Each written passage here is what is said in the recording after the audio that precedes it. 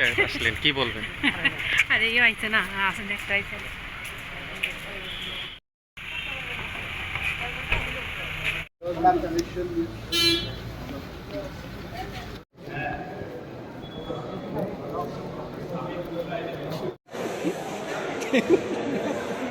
বাইরে বাইরে বাইরে বাইরে কে লাগবে না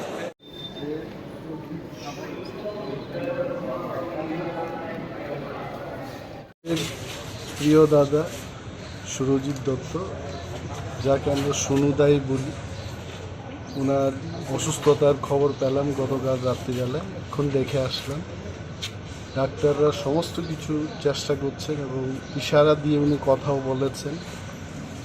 এবং এইটুকু বলতে পারি যে মেডিকেল ট্রিটমেন্টে যা যা দরকার এটা হচ্ছে। শুনলাম যে এয়ার লিফটিং করে আগামীকাল নিয়েও যাওয়া হবে ওনাকে। বাট উনি ইশারা দিয়ে কথা বলছেন।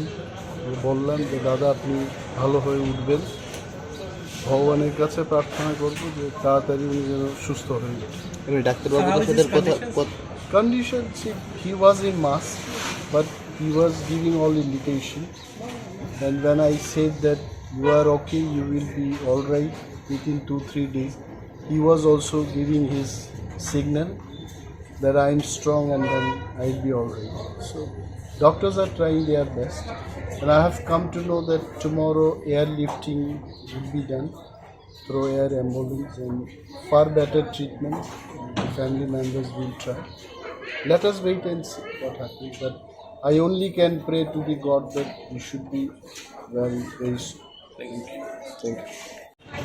মাননীয় বিধায়ক সুরজিৎ দত্তের শারীরিক অবস্থা খোঁজ দিতে আমি এসেছিলাম।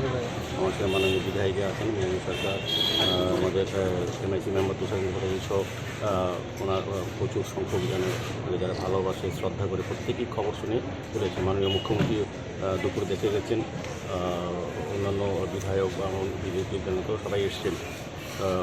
আমি যতটা ডাক্তারের কাছে জেনেছি উনি মোটামুটি ভালোই আছেন। ওনাকে উন্নত চিকিৎসার জন্য হয়তো আগামীকালকে বাইরে যাওয়া হবে। তো স্বাভাবিকভাবেই ওনার সুস্বাস্থ্য কামনা করি।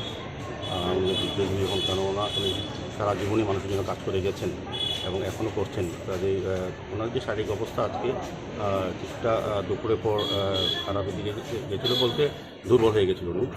এখনও কথা বলার চেষ্টা করছি, কথা বলেন, যাদের সঙ্গে আমাদের সামনে গেলে পরে সবাইকে চেনে, কথা বলে সুস্থই আছে এই সব দিক দিয়ে। কিন্তু আজকে ওনাকে নেওয়া সম্ভব হচ্ছে না, ফ্লাইট পাওয়া যায়নি, অ্যাম্বুলেন্স যেটা আমরা বলি এয়ার অ্যাম্বুলেন্স, সেটা আজকে হয়নি। আগামীকালকে খুব সম্ভবত সকালে নেওয়া হবে। উনি যেখানে কলকাতায় চিকিৎসা করেন সেই হসপিটালে যাবেন।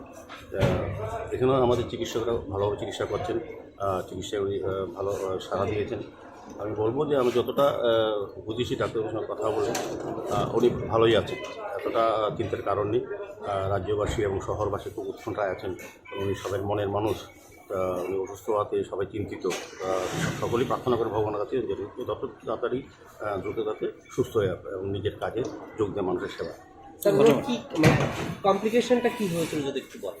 মেনলি ওনার তো আজকে যেটা হয়েছে, ওনার হার্টে কিছুটা প্রবলেম দেখে, শ্বাসকষ্ট, সেটা চিকিৎসকরা চেষ্টা করছেন।